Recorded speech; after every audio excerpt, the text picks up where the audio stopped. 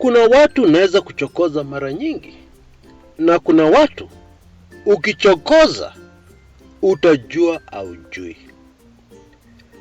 The latest controversy in political circles is this incident that was kicked off by CS Eugene Wamalwa telling us that William Samoei Ruto almost slapped him. William Samoei Ruto was very angry at him and a few other cabinet secretaries. And then the response that came back from the deputy president, where he told us that in his community they don't slap women. What? Implying that Eugene Wamalwa is not a man and is indeed a woman. This latest drama has brought to the forefront the character of the Deputy President of the Republic of Kenya, William Samoei Ruto. And more specifically, it has brought out something that has been very consistent in his life.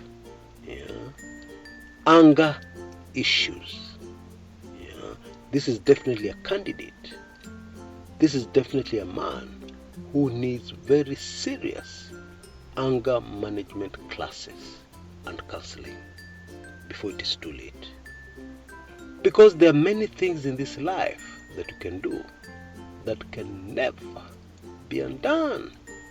That is the subject of my show today. Very super fascinating show.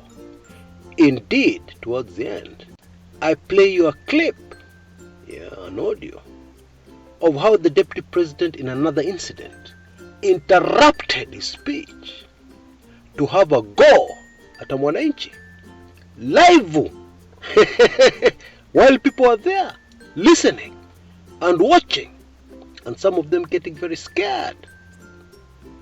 Also on the show today, I reveal how all this is part of a bigger scheme where things are being given to us in bits and pieces, like medicine, kama dawa, and it is all headed in one very clear direction. The direction where it will be clear to as many Kenyans as possible that indeed one of the presidential candidates on the ballot is unelectable. That's really what it is. So make sure you stick with me to the end and catch all the details and not miss a single juicy point or statement. Now, as usual, a quick reminder about my classic ebook, Let the Blood Flow. In the next few hours, maximum 2 or 3 days, that offer will come to an end. Therefore, take full advantage. I believe you can see details on your screens right now. Take full advantage of it right away, because it will not be available tomorrow or the day after, and will revert to the old rates, which are very high in comparison, because this is a very amazing offer. Go for it right away. And of course, remember to give me a like if you're enjoying this video already, or if you're sure you're going to enjoy it. That'll help me a lot, so that I get even more reach for these videos, or for a better Kenya. And finally, I want to thank very much all those who have continued to show me love in this month of July. Asanteni sana. I know things are very hard right now, and indeed they're coming in very slowly, trickle, about one every 3 or 4 days. But it's okay. It is the thought that matters. And I really appreciate from the bottom of my heart. Mbarikiwe sana, na Mungu arudishie mahali mmetoa. Right. Can we now go to the show? I'm sure you're going to thoroughly enjoy yourselves as usual. Folks, twende kazi.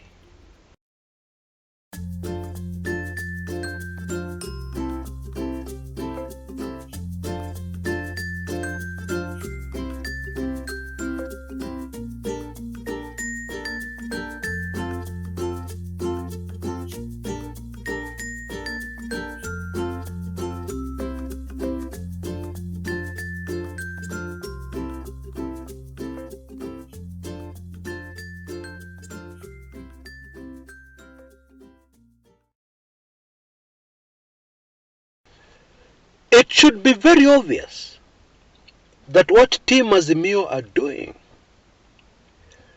barely less than a month before the most important elections in Kenya, is releasing to us bombshell after bombshell, exposing the character of a man called William Samoei Ruto, who is also a presidential candidate, is the UDA and Kenya Kwanza flag bearer for the presidency. I believe what we're beginning to see on our political scene now is a very clear pattern, a trend by Azimio. The last one was quite explosive.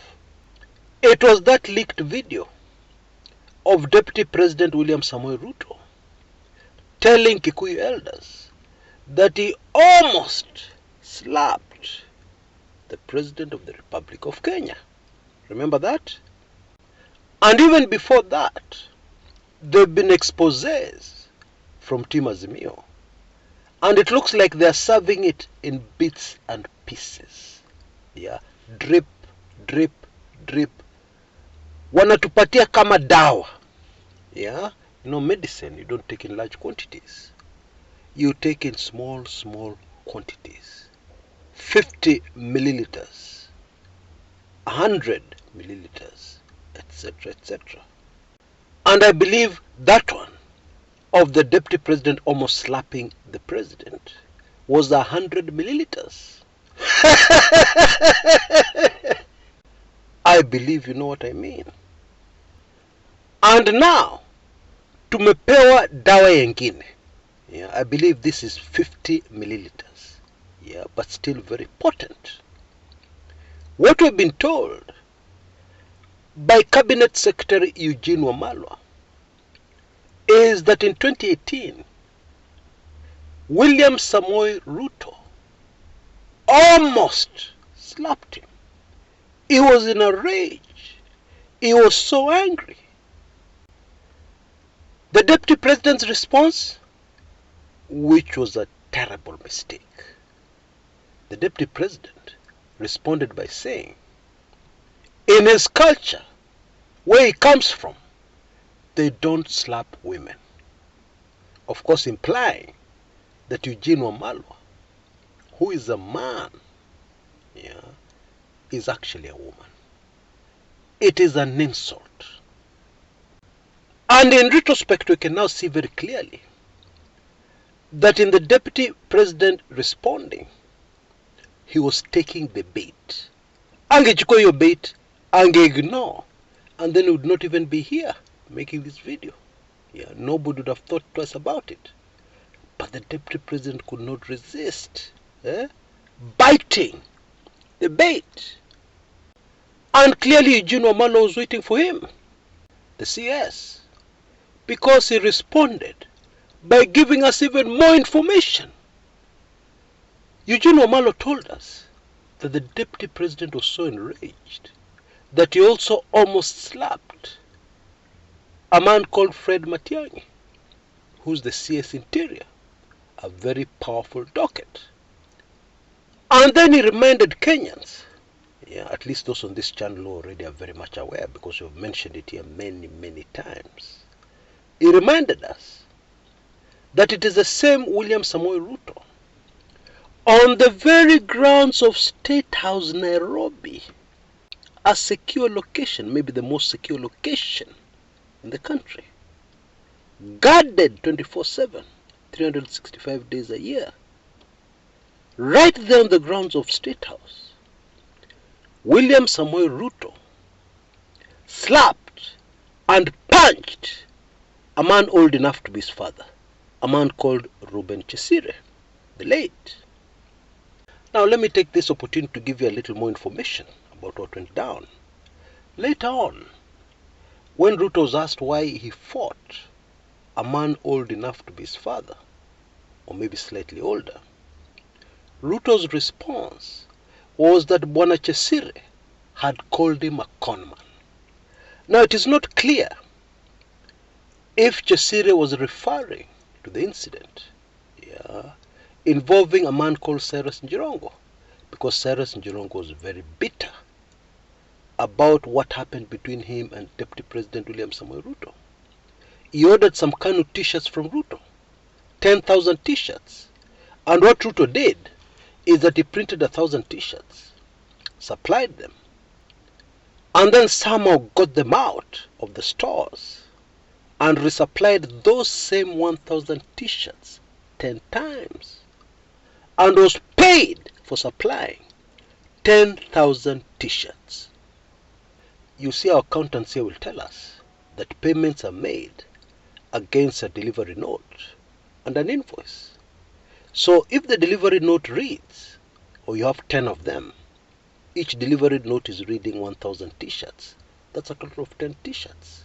And it justifies you invoicing for 10,000 t-shirts supplied. But in actual fact, Bwana Njirongo discovered later, Ruto had only supplied 1,000 t-shirts. Now it is highly likely that Njirongo went round the corridors of power spreading this story, and it may have reached the ears of Kshs.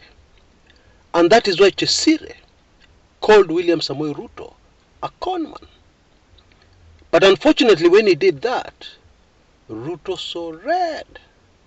Folks, clearly, this man who could be the 5th president of Kenya, because he's running for the presidency, has got very serious anger management issues.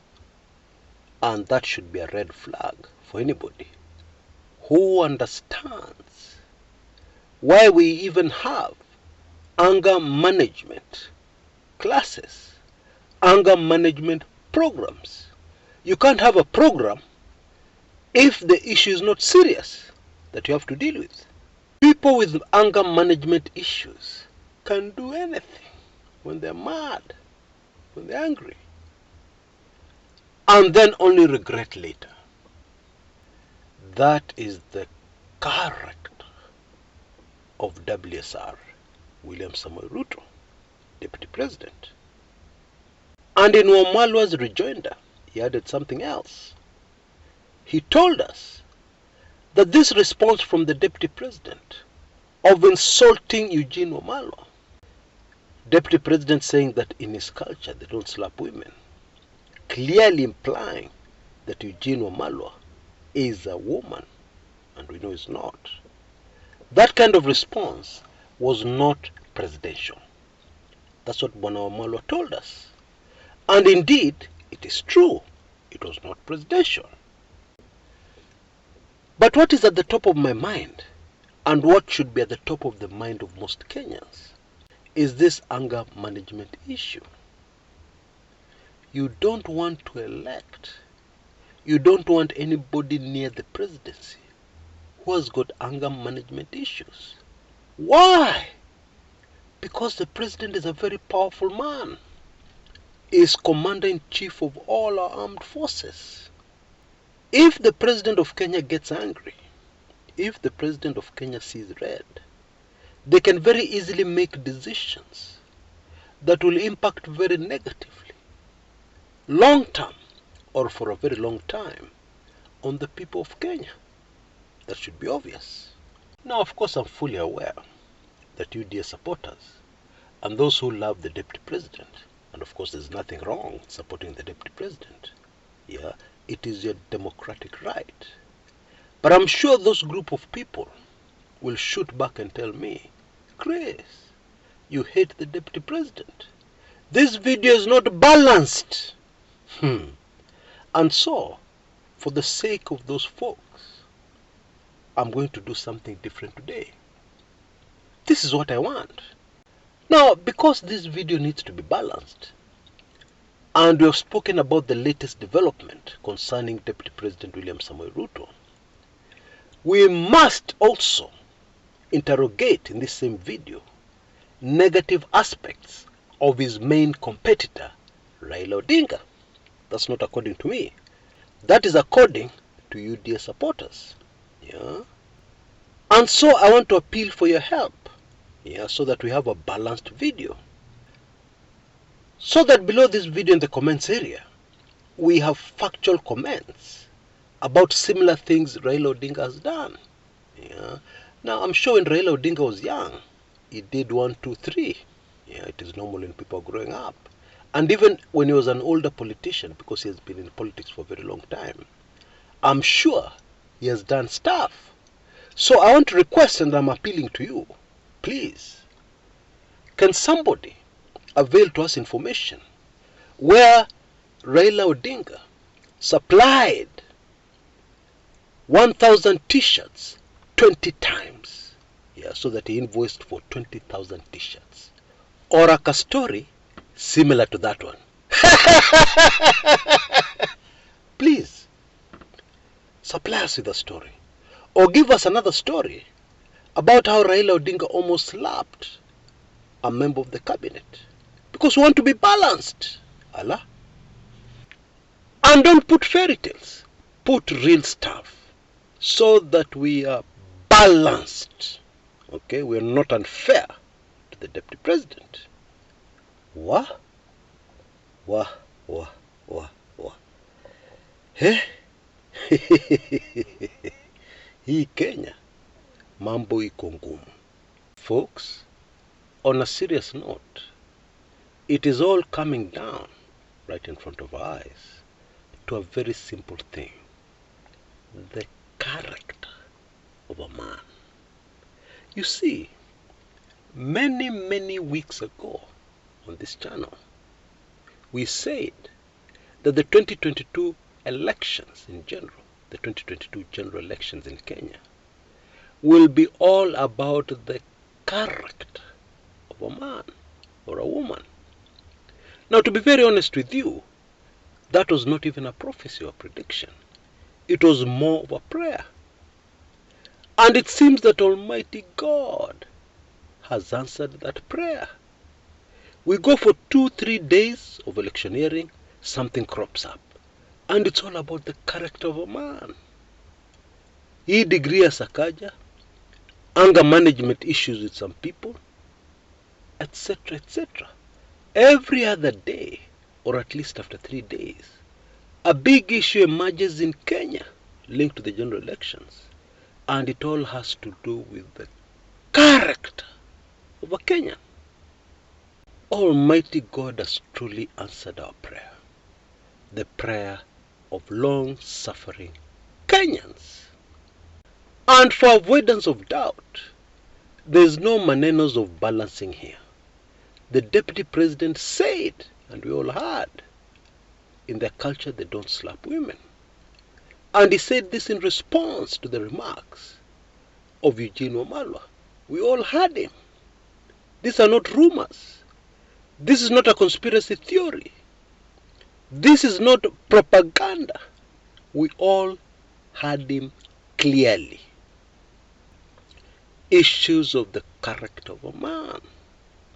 Now, if you're a nice lady in Kenya today, and I believe many very nice ladies on both sides of the political divide visit this channel regularly. Now, if you're that kind of lady, you need to ask yourself a very simple question. If somebody has got anger management issues, which we can clearly see in public,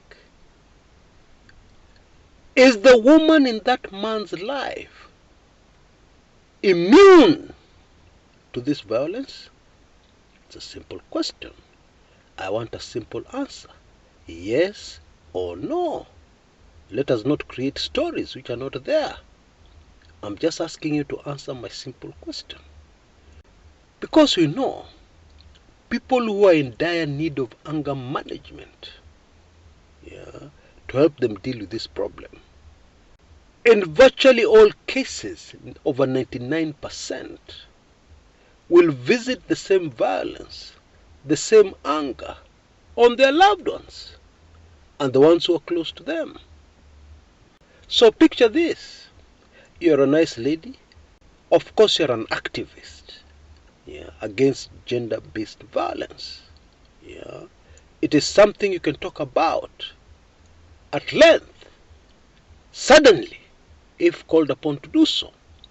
It is an issue that is close to the hearts of many women, quite rightly so. And so, in the same breath, you are supporting a presidential candidate who has got anger management issues. Does that make sense? Maybe I'm wrong. Please correct me. But does that make sense to you? Now, there's something that usually kicks in that makes things worse in an environment where you already have a person, a man or a woman, with very serious anger issues. Yeah? And that is pressure from everyday life.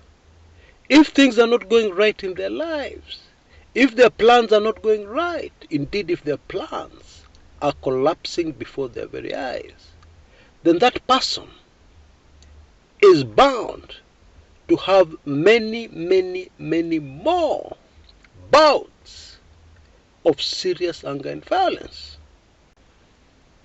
That is common sense. It's bound to happen. Although in this instance the statistics favor the common sense. Yeah, they support what the common sense tells us. Now I want you to listen to this short clip of the deputy president interrupting his speech to verbally attack somebody in the crowd. Now, don't get me wrong. I'm not saying anybody has got any right to be rude or to be insulting to a politician when that politician is trying to sell their agenda. No. However, this is a case where the deputy president was giving a speech and somebody was responding directly to him, yeah, telling him that some of the things he was saying were not true. Now, one way of handling this is to totally ignore that person and continue the speech.